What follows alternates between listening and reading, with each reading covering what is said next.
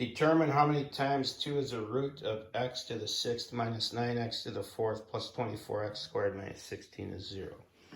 So, if it's a root, it's a factor. It's a 0. Those are all interchangeable. If I set this up, 6th power, 5th power, 4th power, 3rd, 2nd, 1st, constant.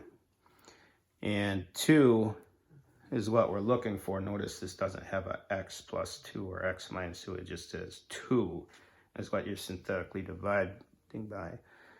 We drop it and we multiply and we add, multiply, add, multiply, add, multiply, add, multiply, add, multiply, add. So it went in once.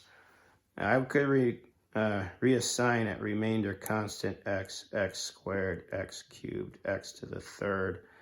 But instead of reassigning it, I'm just going to start on over here with my answers.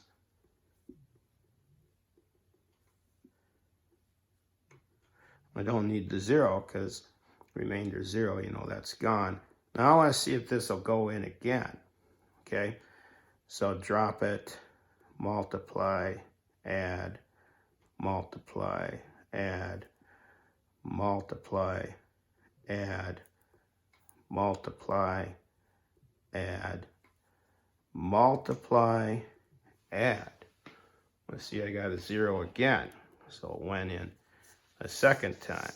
Now, is it going to go in another time?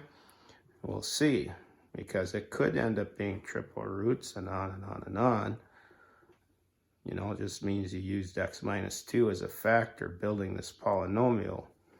You know, you'd have something like x minus 2 times x minus 2. That's what we have so far. Are we going to get times another x minus 2? You know, we don't know yet. Let's test it. So drop it, multiply, add, multiply, add, multiply.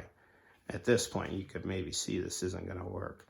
Multiply, add, multiply, add. So no, remainder of 48, it did not go in. But the question says, how many times is 2 a root? Twice. So that would not count. You'd only have 2 of these in there.